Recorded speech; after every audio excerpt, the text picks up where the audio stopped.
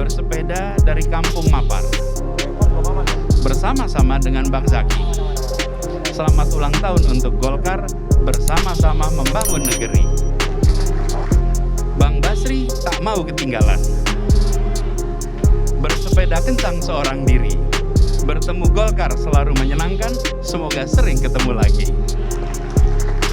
Gubernur DKI Erlangga soal isu diduetkan dengan Anies. Lihat nanti. Teorinya malah Anies Airlangga nanti. Jadi saya begini, kita bicara calon presiden wakil Kok bisa presiden Anies itu, Airlangga? Ya, kita bicara calon presiden wakil presiden itu bicara dua hal, bukan cuma popularitas tapi juga kursi gitu. Nah, antara dua hal ini kalau kita bicara formula yang benar gitu ya, itu nomor satu popularitas dulu, bukan jumlah kursi.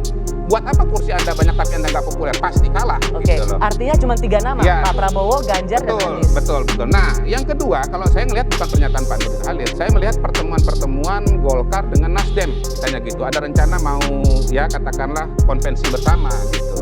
Konvensi bersama ini kalau dari kacamata saya, cari calon presiden. Saya dengar cari calon presiden. Berarti wakilnya siapa? Erlangga. Nah, calon presiden kalau ada konvensi, itu pasti Anies. Pak Prabowo nggak mungkin ikut, udah punya partai sendiri. Oke. Ganjar nggak mungkin ikut. Kenapa? Nanti dibilang meninggalkan Banteng. Nah, berarti celeng dong, gitu. Yang ikut nanti itu pasti Anies. Kalau Anies sudah ikut, yang menang pasti Anies. Jadi nanti Anies dengan Erlangga. Tarwan. Anies Parliamentary threshold. Dan ini yang ditegaskan bahwa baik Golkar maupun PDIP dua-duanya sudah memenuhi persyaratan itu. Dan kedua terkait dengan pemerintah sih selalu berjalan dengan apapun usulan, dan secara nyata di parlemen yang ketuanya Ibu Puan mendominasi mendukung pemerintah. Jadi jawabannya itu saja.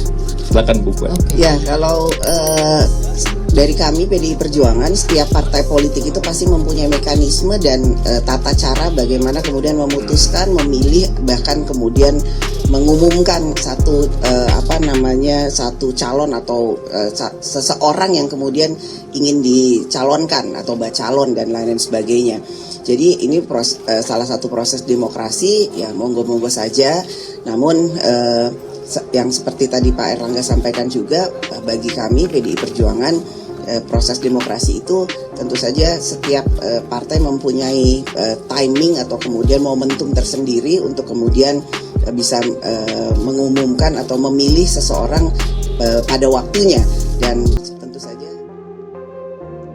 Dikutip dari Denpasar CNN Indonesia, Ketua Umum Partai Golkar Airlangga Hartarto merespon singkat ketika ditanyaikan jika diduetkan dengan Anies Baswedan di Pilpres 2024 mendatang.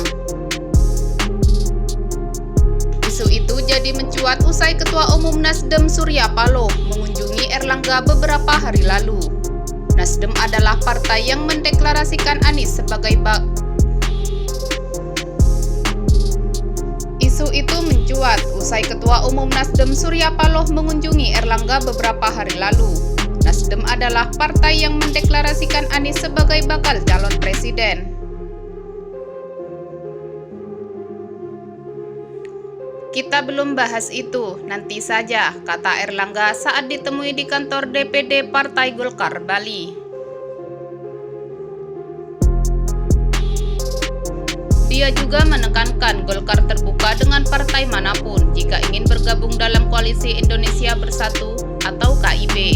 Saat ini di dalam KIB sudah ada Golkar, PAN, dan P3. Partai Golkar terbuka, siapa saja bisa diterima, ujarnya. Sebelumnya, Ketua Umum Partai Nasdem Surya Paloh juga tidak menutup kemungkinan jika bekerja sama dengan Golkar dalam menghadapi Pilpres 2024 mendatang. Hal itu ia sampaikan ketika mengunjungi kantor DPP Golkar dan bicara dengan Airlangga Hartarto pada hari Rabu lalu. Apakah akan mungkin bergabung dengan KIB? Ya, sama-sama mungkin. Mungkin KIB juga bergabung dengan Nasdem kan? Jadi kemungkinan itu masih terbuka, ujar Paloh.